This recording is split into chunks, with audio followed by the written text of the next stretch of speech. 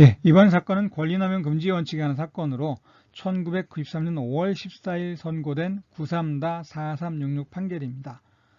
사실관계는 그리 복잡하지 않아요. 원고 A는 이 사건 토지와 함께 대지를 취득하여 이 사건 토지상에 건립되어 있는 기존 병원의 확장 공사를 하는 한편 대로변에 위치한 피고 B 소유의 2층 건물이 위 병원의 전면에 위치하게 되어 전면에 위치하게 되니까 아무래도 병원을 좀 가리겠죠. 그래서 그 토지도 매수하려고 했지만 성사되진 않았다.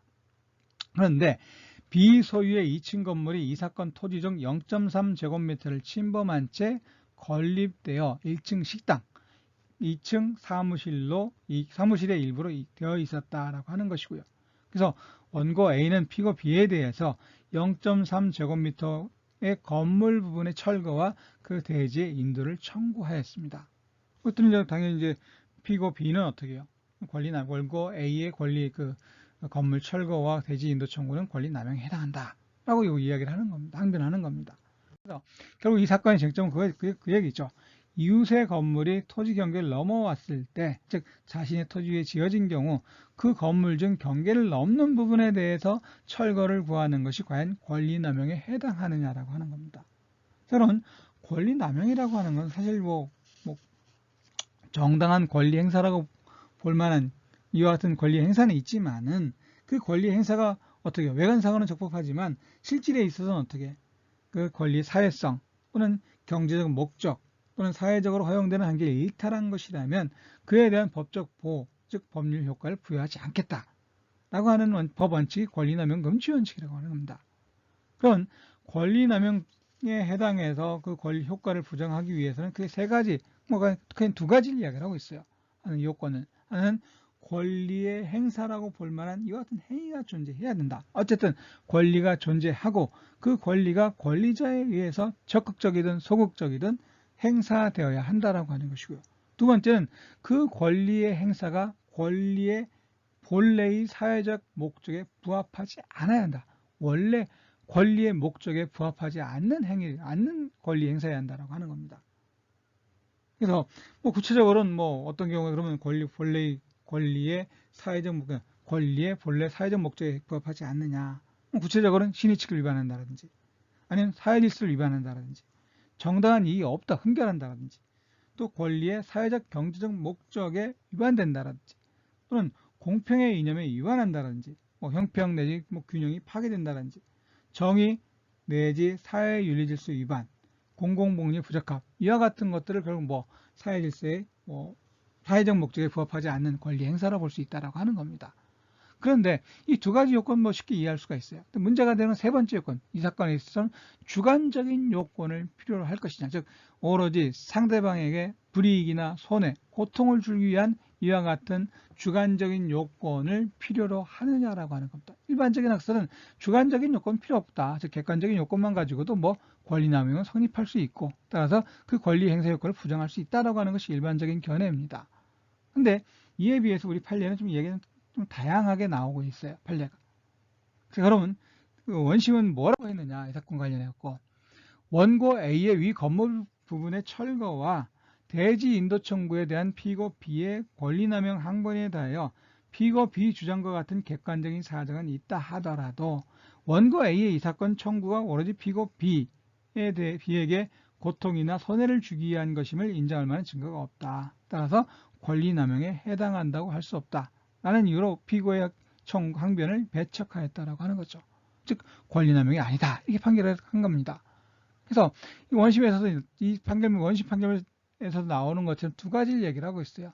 객관적인 요건과 주관적인 요건이다. 이 두 가지가 필요하다, 이렇게 얘기를 하고 있는 겁니다. 이에 대해서 대법원은 뭐라고 하고 있느냐, 권리 행사가 주관적으로 오직 상대방에게 고통을 주고 손해를 입히려는 데 있을 뿐 이를 행사하는 사람에게는 아무런 이익이 없고 객관적으로 사회 질서에 위반된다고 볼 수 있으면 그 권리 행사는 권리 남용으로 허용되지 아니한다 할 것이고, 그러니까 두 가지 주관적인 요건과 객관적인 요건을 모두 권리 남용이 성립하기 위한 요건으로 요구하고 있다라고 하는 겁니다. 그런데 주관적인 요건이라고 하는 건 우리 상대방한테 고통이나 불이익을 주기 위한 이와 같은 요건, 주관적인 요건이라고 하는 건 쉽게 판단하기가 어려워요, 사실. 그럼 어떻게 할 것이냐? 이에 관해서 이 판례에서는 기준을 제시하고 있는 것 중에 하나가 즉 권리 행사가 상대방에게 고통이나 손해를 주기 위한 것이라는 주관적인 요건은 판단하기가 어렵다. 그럼 어떻게 할 거냐? 권리자의 정당한 이익을 결여한 권리 행사라고 보여지는 객관적인 사정에 의해서 추인할 수도 있다라고 하는 겁니다. 그러니까 정당한 이익이 없는데 이 권리를 왜 행사하느냐? 이것만 가지고도 넌 그러면 그 권리 행사하는 이유는 상대방한테 불이익이나 고통을 주기 위한 것도 아니냐? 이렇게 주관적인 요건을 추인할 수 있다라고 하는 것. 두 가지 이야기를 하고 있습니다. 그래서 결과적으로 건물 철거 수송 이런 사정이라든지 개정 토지가 0.3제곱미터밖에 안 된다라든지 철거에 또 건물 철거에 상당한 비용이 든다라든지 또 그렇다고 또 건물 철거했다 하더라도 남는 건물이 가치가 확 떨어진다. 효용이 크게 감소된다. 이런 점 등을 비춰봤을 때 즉 피고가 입게 되는 불이익, 건물 철거를 해서 피고가 입게 되는 불이익이 훨씬 크다. 뭐보다 원고가 얻게 되는 건물 철거해서 대지를 인도받았을 때 원고가 얻게 되는 이익보다 피고의 불이익이 훨씬 크기 때문에 뭐는 권리남용에 해당하지 않는다라고 하는 원심 판결은 잘못됐다라고 이야기를 하는 거죠. 즉 권리남용이다라고 이야기를 하는 겁니다. 자, 그럼 이렇게 간단하게 정리하면 이렇게 되는 거예요. 권리 행사가 권리 남용이 되기 위한 주관적인 요건 필요하다. 상대방이 고통을 주려고 하고 자기한테 이익이 없어야 한다. 객관적으로 살릴 위반돼야 한다. 이 두 가지를 이야기를 하고 있는 겁니다. 자, 그런데 이 두 가지 요건을 항상 우리 법 판례가 요구하느냐? 그렇지도 않다라고 하는 거예요. 그래서 주관적인 요건과 객관적인 요건, 권리 남용이 성립하기 위한 이 두 가지 요건과 관련해 갖고는 어떤 경우에는 주관적인 요건만 강조한 경우도 있습니다. 그래서 권리의 남용이 성립하기 위해서는 권리 행사가 오로지 상대방한테 고통이나 손해를 주려는 목적이 인정되는 경우에 권리 남용이 성립한다라는 판례도 있고요. 또 주관적인 요건, 이 사건처럼 주관적인 요건과 객관적인 요건 모두를 함께 요구하는 판례도 있다라고 하는 겁니다. 그러니까 상대방한테 손해만 주고 자기한테 이익이 없고 객관적으로도 어떻게 해요? 그 사회질서 위반되는 경우에 권리남용이 성립한다. 이런 경우도 있습니다. 이런 판례도 있어요. 세 번째는 주관적인 요건과 객관적인 요건을 선택적 요건으로 하는 겁니다. 그래서 주관적인 요건을 갖추든지 객관적인 요건을 갖추든지 하나만 있으면 뭘 할 수 있다? 권리남용이 인정할 수 있다. 이런 판례도 있다라고 하는 거예요.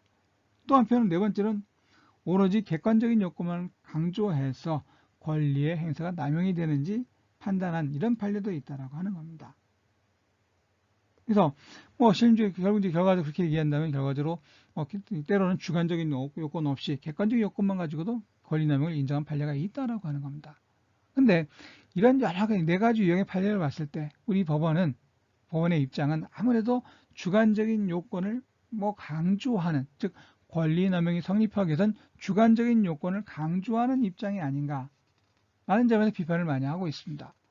하지만 이 주관적인 요건을 강조하는 판례와 관련해서 주로 토지 소유권과 관련해서 많이 주관적인 요건을 강조하는 판례가 많다라고 하는 거죠.